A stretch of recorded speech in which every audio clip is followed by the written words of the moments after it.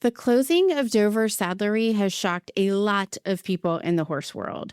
But apparently, the warning signs had been building for months and even years in some cases. I don't think this is about just one tack store or one equestrian brand. I think it's about what happens when an entire industry keeps operating like it's still 1999, while horse moms, adult amateurs, and consumers in general have completely changed how they shop. And that's what today's guest, Orchid Bertelsen, explains so well.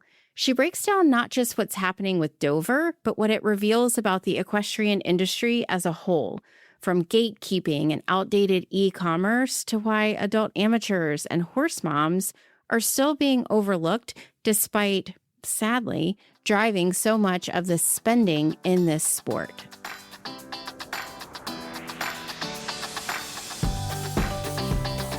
Welcome to Broke Horse Moms, the podcast for non-horsey horse moms who are figuring out this wild world of equestrian life together as we go. I'm your host, Angie Trueblood, and I did not grow up in this world either. I'm just a mom who started Googling things like what is a lead change 5 years ago, and I've never looked back. Okay, friend, let's get into it.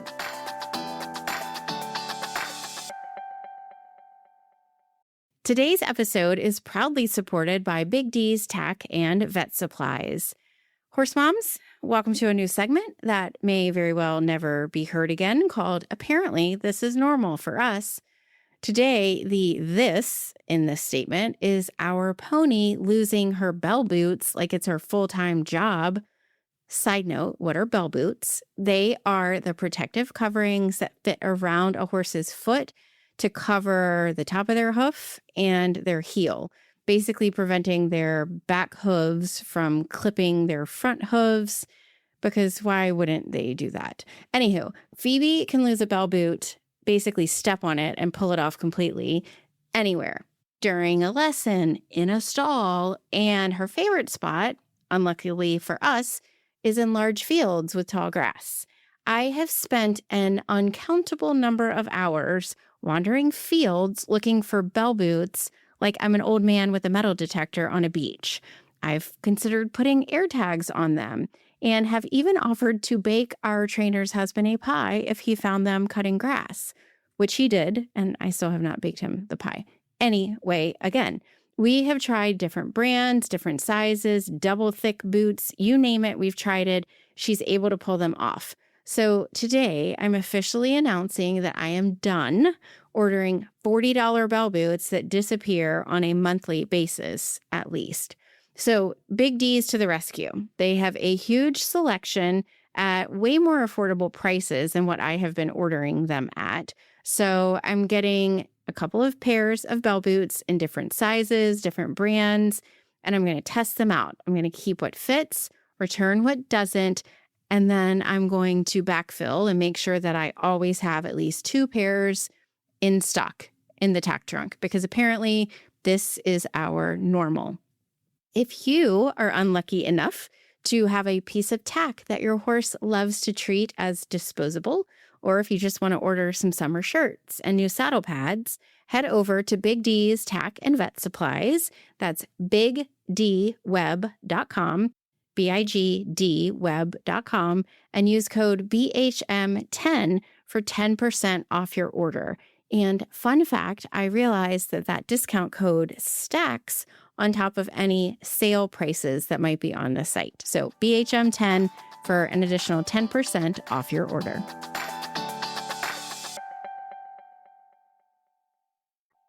If you have spent any amount of time on equestrian social media within the last week and a half, you have no doubt seen the buzz around Dover's impending closure and current liquidation sales. Funny enough, I did not first hear about it through typical social media channels like Facebook or Instagram. I actually came across it on LinkedIn, where a few of my horsey business friend connections were engaging with a post that took a deeper look at what was really going on behind the scenes of Dover. That post was written by today's guest, Orchid Bertelsen. And after what I will admit was a bit of respectful internet stalking, I quickly became obsessed with her smart, business-minded take on the equestrian industry and her hat also. So naturally, I had to invite her on the podcast to dig into it all. Orchid is the writer behind the Substack Back in the Saddle. You have to check it out. And she brings over 20 years of experience in e-commerce, brand strategy, and consumer marketing to her perspectives. What makes it especially compelling is that she pairs that professional experience with the lens of an adult amateur who recently returned to riding after 30 years away. So today, she and I are digging into the Dover story, the broader implications for equestrian retail, and what it all says about where this industry is headed. Hi, Orchid. Welcome to Broke Horse Moms. Thanks for joining us today. Hi, thank you so much for having me. I am also a broke horse mom, so this is actually kind of perfect. Yeah, so I discovered your content probably less than a week ago at this point. I was on LinkedIn and I think you shared an article about Dover. And then from there, I just followed your breadcrumbs everywhere. And I loved that we kind of come at this industry from two different perspectives, but we feel a lot of the same feelings. You're representing the adult amateur who, well, first of all, you basically help sustain the equestrian industry. And yet a lot of the marketing is not geared towards you. I feel similarly as a horse mom who doesn't have an experience in horses, that a lot of the market is kind of leaving us out and not kind of gathering us in one place. So I'd love to hear your perspective from an adult amateur. Where are you feeling the market is ignoring you? Yeah, absolutely. I think adult amateur is a really interesting distinction as well, because it is a category that's set by like US Equestrian Federation, right? And so we use it to describe a large swath of people. I actually have an article coming out breaking down the 5 different types of people within adult amateur. So I'm the classification of the re-rider, right? And this is very common in equestrian, where you rode as maybe a middle schooler or teenager. You leave the sport for an extended period of time. You know, I've heard 5 years, and then myself, I've been out of the sport for 30 years coming back. And the reason behind that is because, you know, you're a teenager, you go off to college, you build a life for yourself. Horses are expensive. You're usually poor in your 20s. And then once you have a little more time and money and really think about coming back to like invest in yourself, that's really when you come back into riding. So what's interesting for me is really coming back into this sport and seeing like who the same players are, who the different players are, and like what is same versus what's different. Ooh, I want to know who the same are. Tell me all that. Yeah. So, you know, you have your big retailers that were very big in the 90s. Like they were the ones who pioneered catalog, like a State Line Tack, and then also like a Dover. Mhm. Since then, you have Chewy now acquiring Smart Pack. You know, Amazon didn't exist. And I did have an off track thoroughbred. I did order from the State Line Tag catalog, but I was 13. So I have no idea how I paid for it. I do. I know how you paid for it. Well, it's my parents' money, but like, I'm like, what form of payment? Like, I'm pretty sure it was a check in or potentially calling their phone number, With a credit card. things like that, right? And tailored sportsman, like I was showing on the B circuit at the time in Illinois, and tailored sportsmen's were $200. And then, you know, you adjust it for inflation. So they were $1,000,000. And like that was the brand. And so when I started riding again last September, so September of 2025, now I'm inundated with Dada, Yaya, Cranier, like, you know, a Sam Shield. Like there was just an explosion of brands over the last years. And it was really hard to decide, okay, do I go back to my tried and true tailored sportsman's, my Charles Owen, or do I start to explore these new brands? So that's been really interesting to watch. And I think a lot of things have stayed the same. Like to your point, I think access to information is not democratized in equestrian. And I do think that gatekeeping function is a bit of a feature and not a bug. And it is because it is such a communal sport. So, you know, a lot of that expertise resided with your trainer. You just did or bought whatever your trainer recommended. So a lot of, I wouldn't say tack stores in general and brands, they still kind of operate under that. I would also say like e-commerce has not grown or evolved as much in equestrian, largely because during COVID, tack shops were deemed essential. So they never had to accelerate in e-commerce adoption the way the rest of the categories, like, a Lululemon or an Aloe or, Yeah. any of the mainstream players did. So I think that's Interesting. kind of what we're feeling is this like gatekeeping or like holding on to information. And then part of it too, and this is very, very true for forever, is that there's a stereotype in who looks like a rider, right? Yeah. Who do we want to focus on? So a lot of the advertising is focused on the top elite people who show. You have your Olympians, you have your US equestrian team, and then you have the tweens and the juniors who are competing in like the McClay finals. Whereas the people who keep their horses turn out 24/7 or their horses in the backyard or moms supporting their horse daughters or adult amateurs who aren't showing, like it's not that we're not reflected in the advertising, we're not, but we're just not really looked at Or spoken to. or spoken to as people who have and control the buying power in this industry.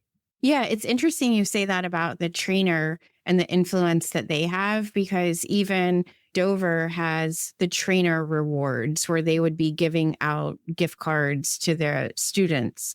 And we had a survey, our local show jumping association, the other day. And I even think at local shows, it's a very energetic community and great shows. And they were kind of surveying as to what's important for you when you're coming to these shows. Mm. And I'm quite sure the results were basically adult amateurs answering, amenities and price points and classes all matter to them. As the horse mom, it's whatever show series our trainer says our kids should be doing. Like, I mean, Chloe is definitely more involved now as a 16-year-old in making choices, but it's the industry understanding like who is influencing buying decisions. And for my community, it's the barns and the trainers. So loop them in as the influencers that they are. And then adult amateurs, you're making your own decisions. So you need to be spoken to in the marketing and the communications. It's wild. So wild. So I turned 44 in 2 months. So I'm 43. And I think, for those of us who kind of grew up online and in e-commerce, we buy from other like non-horse brands and we do our research and there's other platforms and reviews. And so we make a very, I would say educated, more of an educated Yeah. decision when it comes to buying products because it's our money, right? And we Mhm. want to make sure that the value is there. And so I think a lot of brands still operate under like, well, this is just what it is, rather than helping us understand why their breeches cost $250 because that Right. seems like that's like the minimum price point now for actual breeches, which is wild because you're like, well, this is entirely polyester. Like, why am I paying Yeah. $250 for polyester? I think there are certain brands that do a good job. I think there are certain tack shops that do a good job in saying, hey, my Instagram isn't just pummeling you with like grainy pictures of tendon boots and Right. saying like buy these, but it's more about like, okay, well, this is what different nose bands do. Which one does your horse need? But I Yeah. would say the onus is also on us as consumers because there's so much focus on riding, whereas like horsemanship and taking Yeah. care of your horse, if we put that into context, like riding is only 5% of the time that we spend with Mhm. our horses. And so I do think, in the age of instant gratification, I think that the onus is on us as well to Yeah. do the research and make, very thoughtful choices in what we buy, because ultimately that's about who we're supporting in the industry. 100%. So let's dig into Dover then. I mean, I feel like over the last week, the story has kind of blown up in the media, but I know its closing did not happen overnight. So for the listeners who have not been following this story closely, what happened with Dover Saddlery? Yep. So I'm clocking the date here. So recording this on May 19th. I was like, because I this wrote it is in the such a notes too, because I was like, okay. as of today. No, I was like, it's a fast moving story. So Dover, as of last Friday, announced on social media on the various individual location pages that they were having store closing sales. So they announced that for every single remaining location except for the 3 Texas locations. Yeah. The Texas locations advertised as final sale. They did not call it a store closing sale, but it really is more of a filing thing than anything else. Because in the state of Texas, if you're going to have a liquidation or a closeout sale, you actually have to submit a notarized copy of your full inventory. And then the state has to approve it, which could be like, 120-day process. Right. So we'll effectively say that, every Dover physical location is going to be closed. So how we got here, I mean, one of the big questions is like, okay, what's going to happen to Dover.com and the brand? Will the brand survive after this? And the answer is TBD. We don't know. Mm-hmm. So basically how this all started, I'll kind of start at the canary in the coal mine, which was last October, November. Dover stopped paying some of their vendor invoices. That didn't really come to a head until I want to say March, April of this year, where there was an industry insider who started to organize a group of brands and putting them all in a Facebook group because individuals had said, oh, Dover hasn't paid me, since last November. Dover hasn't paid me since last October, but they keep issuing purchase orders and they keep wanting us to send them product. What do we do? Do we have any way to get this money back? So that's kind of really where it started to come onto my radar because coming into 2026, the big piece of news around Dover was their new flagship at Ocala. And in press releases, they had called it their 38th location. I went back and I was just kind of digging around Dover, largely because it's part of my content. I was like, okay, I grew up with these brands in the 90s. Like, where are they now? So in looking back over the last year, they had already closed 10 locations fairly quietly, but their PR releases for Ocala still pretended like those locations hadn't closed. So I thought it was a little strange. And then they announced a wave of closures, I want to say in March-ish, around 10 locations. And then they just kept closing waves. At this time, I have people DMing me, whether it's people very, very close to the situation from the inside or from the outside looking in, and started to capture these data points of hey, Dover is not doing well and they're not communicating very transparently about what's happening. It turned out that a lot of the store closure announcements were made, one day, and the store staff had 48 hours to pack up all the inventory and ship it to another location. So that those shelves could feel full. So there's just a bunch of different things going on. It's very easy to make this story about morality, about who's good, who's evil, private equity bad, liquidation firms bad, little brands good. But I think that it's almost too simplistic. It really comes it's a little back, short-sighted. It is. It comes down to incentives and the financial infrastructure of what Dover was. Yeah, how did we get here? Because I know it was last year that was it Goldman Brothers? Gordon Brothers. So I'll Gordon take you through Brothers. the timeline. Okay, cool. So Dover, they had gone public. Their initial IPO was very underwhelming. So they were brought private again by a group called Promise. They're a private equity firm based in Chicago. So under their ownership, they had taken out a $15 million loan in 2024 from this group called Second Avenue Capital. I mean, that's not strange. It obviously takes money to build a business. But what was interesting about this loan was that the amount that you could take out fluctuated with the amount of inventory you had on hand. So the more inventory you have on hand, the more that you could take out. But the problem with that loan was that as your inventory stayed on the shelves, so aging inventory, if it didn't move, then they would take some of that loan away. So then you would be left a deficit.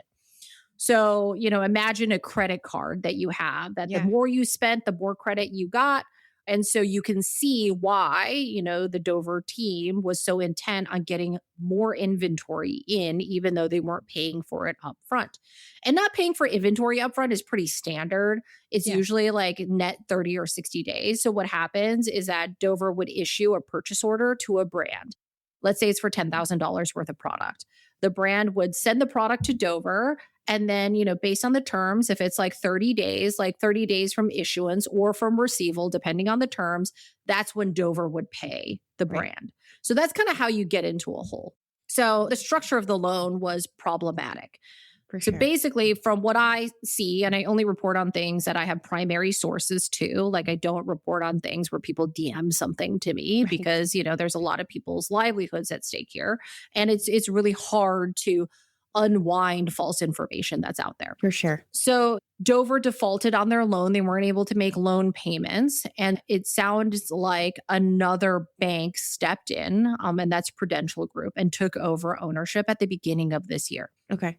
Prudential, they took over the business. Promise is out. Promise has no equity in it anymore. They're gone as of the beginning of 2026. Prudential ends up selling Dover to a firm called Gordon Brothers. That closed in April. Gordon Brothers is one of the leading liquidation firms in retail. They were behind Forever 21, Bed Bath & Beyond, Big Lots, Toys R Us. What a firm like Gordon Brothers does is that they will buy a company like a Toys R Us, and they'll say, okay, of all the inventory that we liquidate, that money comes back to us and we think we can actually make money on this. Let's just use round numbers. Let's say I pay $10 million for Toys R Us. I think there's about $20 million in inventory on the shelves. I'm going to run a liquidation. I'm going to sell all the inventory. I'm going to make $10 million on this, right? Mm-hmm. So that's what they do. That is a function of their business. They are very good at it. And in the process of liquidating, they are literally closing. Also. Yes. So it's basically we're buying something that's in trouble, getting out of it as much money as we can. Correct. And effectively closing the business. Yes. So the only business that doesn't fit that model was Bed Bath & Beyond. Because they stayed online, right? They still live on, but Gordon Brothers does not manage it. They sold the rights to the online business and the brand. Okay. So there is a scenario where Dover closes all its physical stores and someone else buys the .com and the brand and it continues to operate. That's actually very similar to what happened with State Line Tack, which is like a whole other story. So that's effectively what happened. So Gordon Brothers now, they have control of Dover. They are running the liquidation sale. Now, it sounded like there was someone who was interested in buying Dover completely. Mm-hmm. Away from Gordon Brothers, avoiding liquidation, continuing to run the business. Don't know what size. You're probably going to still have to close unprofitable stores. So the footprint would still be much smaller than, 30. And it sounded like that deal fell through last week. Yeah. So, in the Boston Globe, and to your point, it is now national news. So the Boston Globe reported on that and said, hey, it would require a heroic deal for this to go through. And that deal fell through. Mm-hmm. So the only thing that I really don't know is whether or not there's going to be a buyer for DoverSaddlery.com and if that will live on. But that kind of leads us to where we are today. Now, under the Gordon Brothers and then under the loan structure, basically all of the proceeds from the liquidation sale will go to Gordon Brothers first, and then potentially paying off that $15 million loan. That's something I'm not so sure on, but I know that Gordon Brothers will get paid first. Will the vendors who sold product to Dover get paid out of any of it? Okay. Likely not. Maybe pennies on the dollar. In situations like this, that vendor would get paid last. Now, if there's any money left. Now, based on the Plaid Horse, they reported on this last week, there are vendors who are owed anywhere from $3,000 to $1.4 million. So I don't know which brand it is. There's a lot of speculation on who it might be. Okay. But depending on the size of your business, $1.4 million is going to be existential money. Yeah. Now, for certain businesses, even $30,000, $10,000. When we talk about equestrian brands, we're talking about a lot of founder led. I started making X because I couldn't find it on the shelves. And so you have a lot of small businesses will be impacted here. And you can imagine, if brands bring suit, sure, but if Dover doesn't have any money left, like why are you going to spend the money on the legal fees? So that's kind of where we are right now. The stores are all advertising up to 20% off in store right now. And a lot of people are like, well, that's not really any kind of savings. And I was like, well, this is the playbook. This is the Gordon Brothers playbook. They will open at a fairly modest percentage because if they can, they're going to make more money off of it. Yeah, they want to make the biggest amount that they can. So if they can sell inventory and move it at a large scale at 20%, why would they ever put it to 40%? Right. And so they will do this over a 6-week period. The discounts will get steeper. It just will. That is the function of it. In the Big Lots case, they opened at quote unquote up to 50% off. But when people went to the shelves, it was closer to 5%. So even if you go to doversaddlery.com right now, you will see that there are a lot of things that are not on sale. And then there are a lot of things that are maybe like 5 to 10 to 15% off. So it will get steeper. Fun fact, friend, I have launched a Broke Horse Mom swag barn, mainly because I need a horse show uniform myself. Right now we have one design, our actual Broke Horse Mom mantra. We thought it was a phase, and you can order it yourself in the style, size, and color that you want over at brokehorsemoms.com/swag barn. As a thank you for being a podcast listener, which is the space that I pour my whole heart and time into, use code BHM10 at checkout to get 10% off your order. And make sure you wear it to the next horse show that you go to so we can spot each other out in the wild.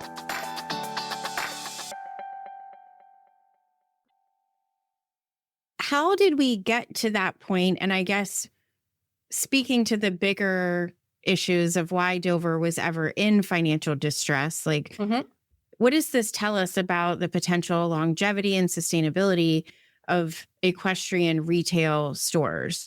Because they were such a staple. I think it surprised a lot of people to hear that they were struggling. And I'm just wondering, where do you see that struggle may have come from? Yeah, I think it's two different things. I think a lot of people look at the closure of Dover and they're like, oh, it's because equestrian sport is shrinking and there's just not a market that's spending money there. I don't think that's true. I know, yeah. I think, I was like, those of us who spend money on horses, I'm not spending less. Yeah, exactly. And no one's quite downsizing on the number of horses they have yet, right? I do think they're two different things. We would have to talk about equestrian retail in the US. So Dover was the biggest scaled retailer at, let's call it at its height, 37 locations. The next biggest scaled retailer is 3 locations. So that just gives you a sense of this scale. Yeah. Now, there are other retailers who are outside of the US who have gotten to scale. So Greenhawk in Canada, they have 50 locations. And then you have PAD that is owned by Equia in Europe that has about 100 locations across Europe. Oh, wow. So it's not impossible to have a scaled retailer. The US just hasn't done it yet. So what the US tack retail landscape is, hundreds of tack stores serving their local barns. Very few of them have leaned into e-commerce in a way that competes with other e-commerce non-equestrian businesses. So there's still a lot of opportunity.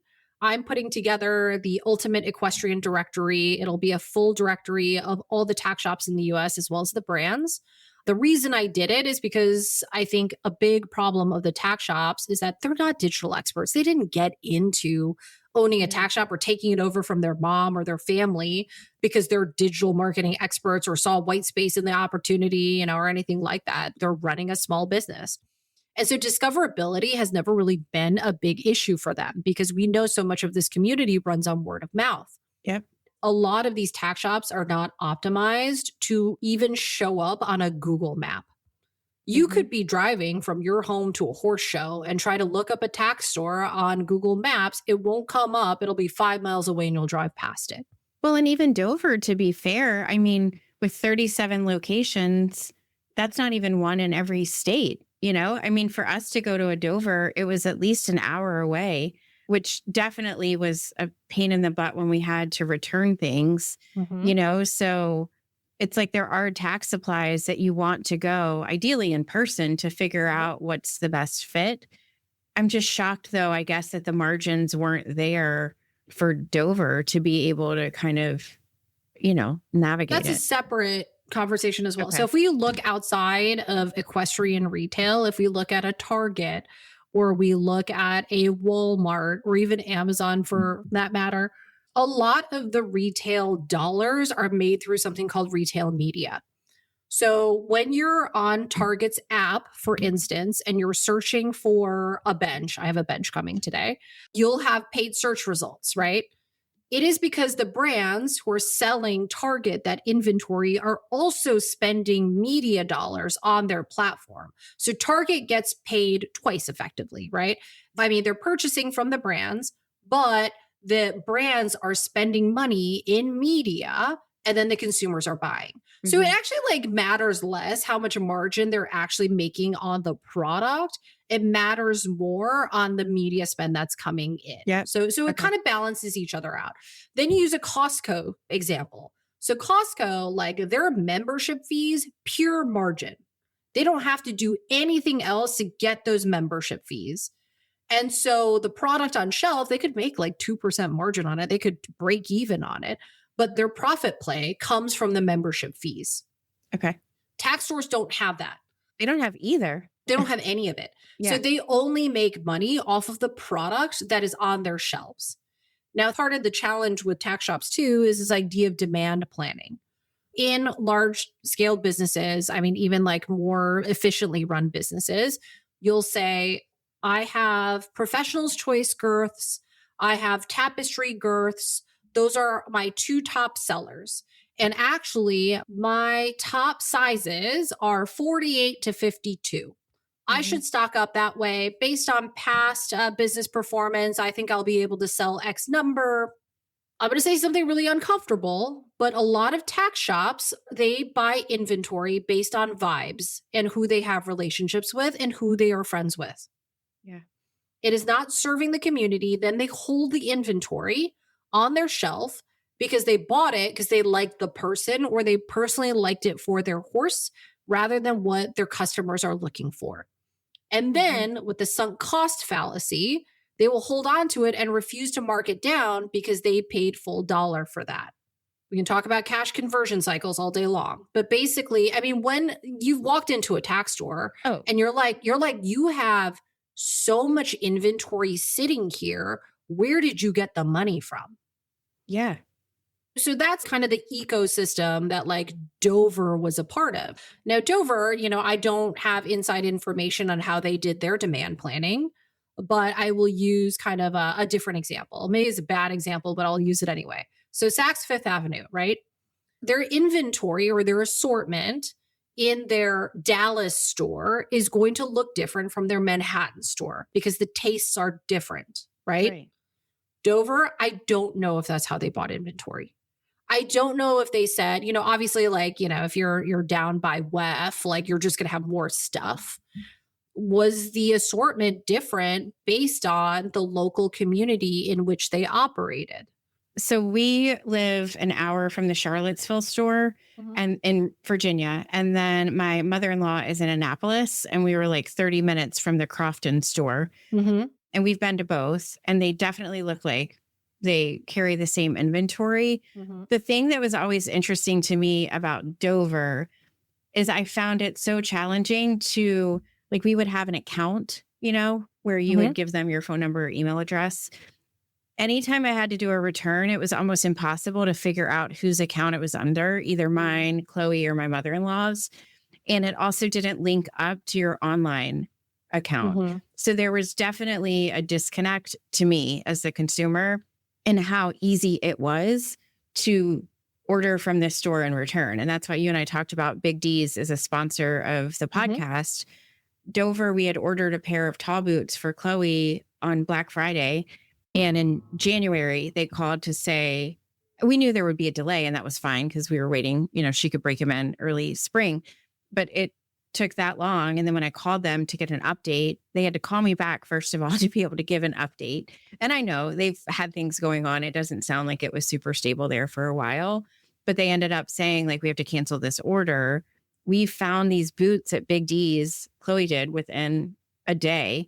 And I just messaged them and said, hey, do you really have these in stock? They messaged back immediately, and we got them within the week. I'm like, that is what we need in this space. An actual person to help and timely delivery for moms and busy adult amateurs who have jobs to pay for their sport. Well, I think that's the thing that tack stores like really, and this was like the premise on which Dover was based, which was riders helping riders. Right. Yeah. And that is why you go into a tack shop, is to get that recommendation as well. But, I love going to tack stores just because, but also to just get more data points on like what they're good at. Yeah. And, they come in all shapes and sizes.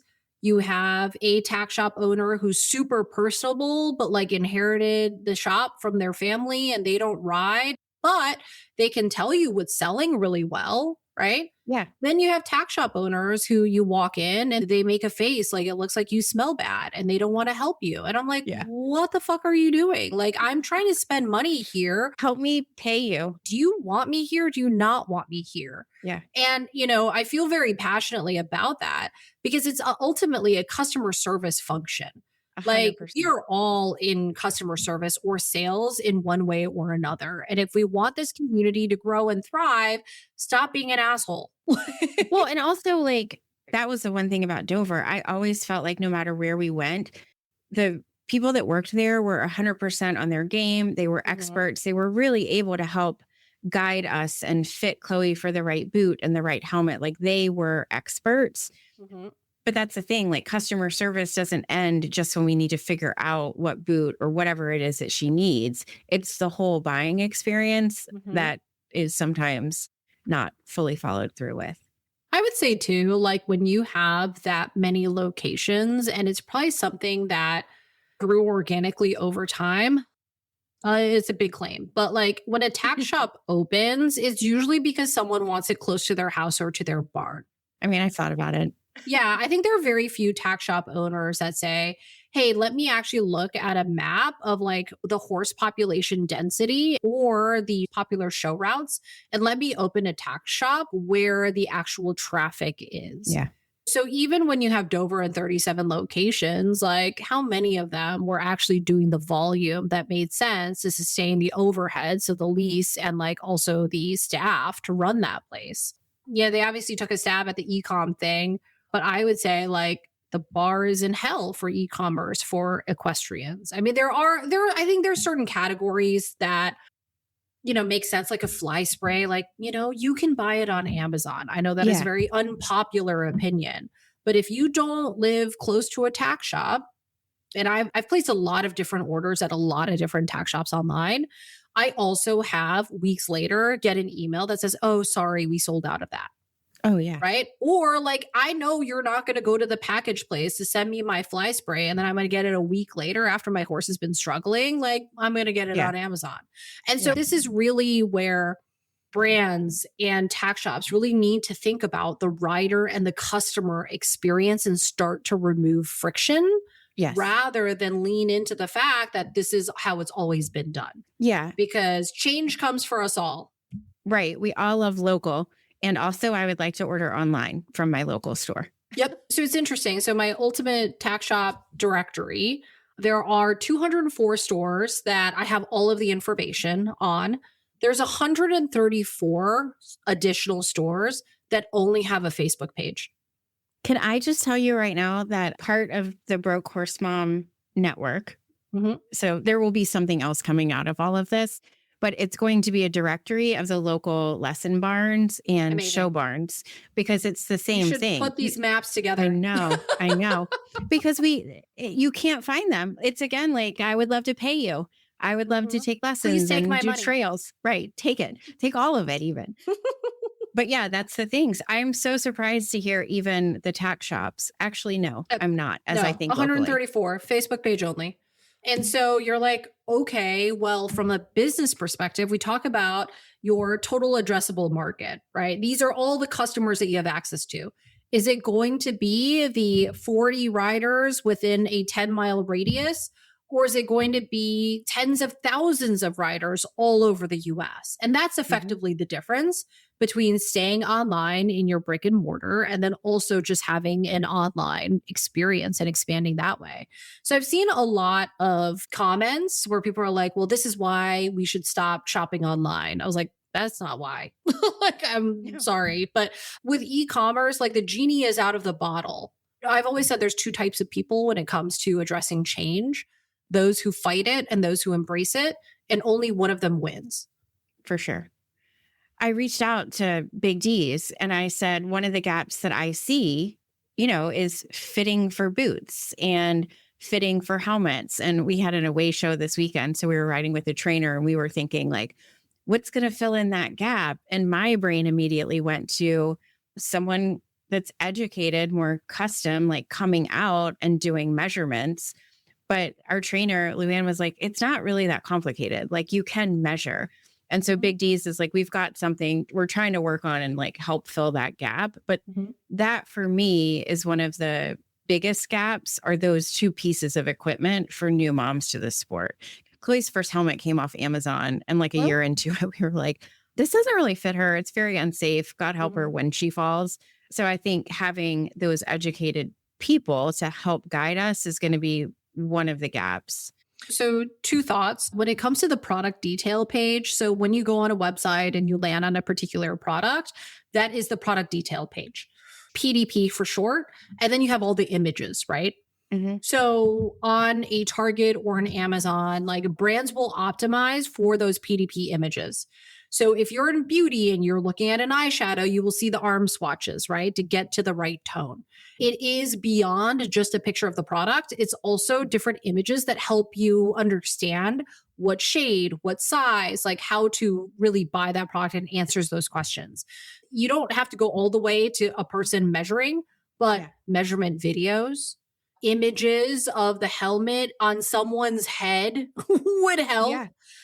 The same if you are buying boots, like, do I buy short, medium, or tall? Maybe show me on different sized models. Like, these are all very modern e-commerce baselines that Equestrian's not doing.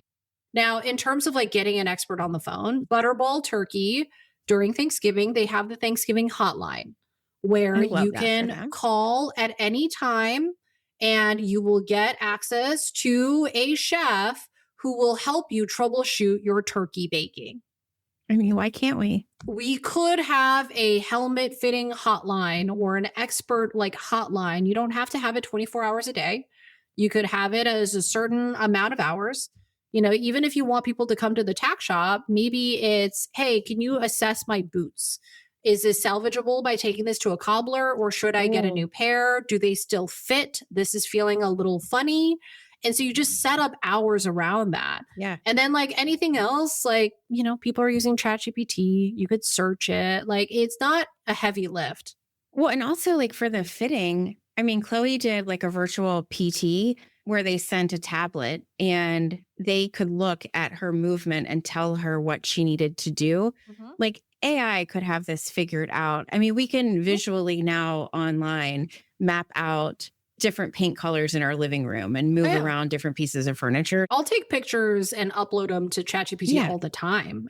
Because the funny thing is that I bought, like 4 pairs of boots now. I don't know how they're supposed to fit. I don't have a picture to reference of like, hey, this is actually where it should stop behind your knee. Oh, the shaft is a little tall. Why don't you do a little like heel lift or something like that? Like, that information's just not easily accessible. Which, I mean, it's such a huge opportunity. What's so ridiculous? You get these like measurement charts and it's like most of it is in like centimeters. I was like, I don't know what you're talking about. Also, let me go get my measuring tape. Yeah, I was like, I guess I have one around here somewhere. The metal kind. Yeah. And then it's like, it's not like, just have a video. Just have a video of someone say, hey, where are the breeches that you're going to ride in? Don't forget to put on your socks if you want to wear them with socks. This is where you're going to measure around like the fullest part of your calf. This is another key measurement. Put them in a little calculator, maybe, and then it just spits out the size that you're supposed to have. And make returns simple. Exactly. Like these problems have been solved in e-commerce in other categories. But I think what happens when you're in something as insular as equestrian is that you tend to look at each other, right? So it's like, oh, this website is really good. Well, relative to horses, but not relative to like any other large consumer brand, you know? Yeah. So are you feeling hopeful about where we go from here? Very. Let's end on a hopeful note, Orchid. Yeah, I think it's about being the change that you want to see in the world. I think it's in little things like when you go to the barn, leaving it better than you found it. You know, making sure that your wash stall is clean after you groom your horse, picking up after yourself. If someone needs help, go help them.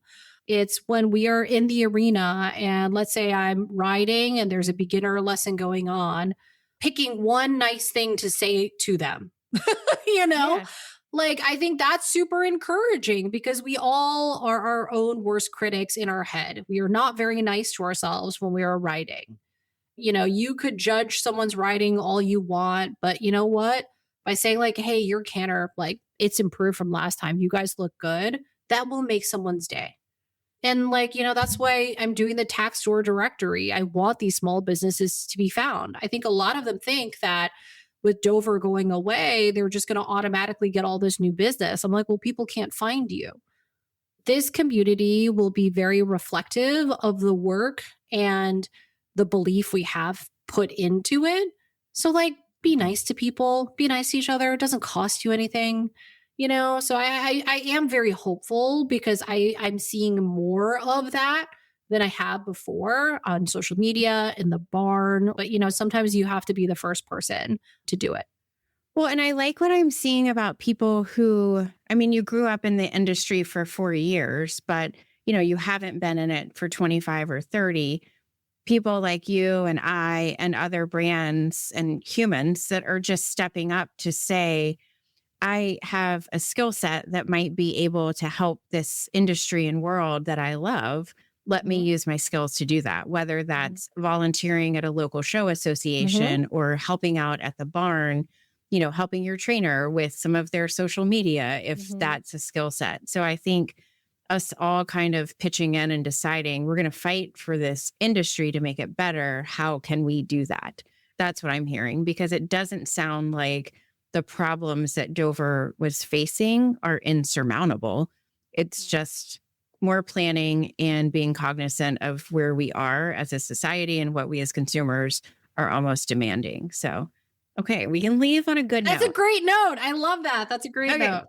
Where can people find you? Because I have cyber stalked you. I met you on LinkedIn, then I went to Instagram, then I joined your Substack. Like, help people find out where to keep up with you. Yep. So on social media, on Instagram and TikTok, you can find me at Orchid in the Saddle. You can also find my Substack where I do a deeper analysis of different industry news, breakdown of businesses, opportunities, things like that. Or you can just find me at my barn is really where it is. Do you really want us coming to your barn?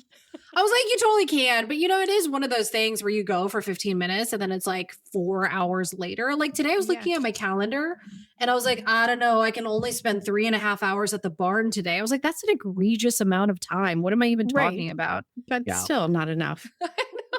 Not enough to ride and give a bath and graze and organize my tack locker, you know? I mean, why even go at that point? Thank you for being here, Orchid. I appreciate it. Yeah, thank you so much.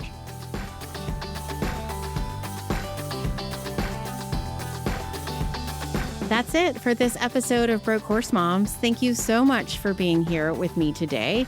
If you'd like to follow along, you can join us over on Instagram at Broke Horse Moms and see some of our behind the scenes shenanigans.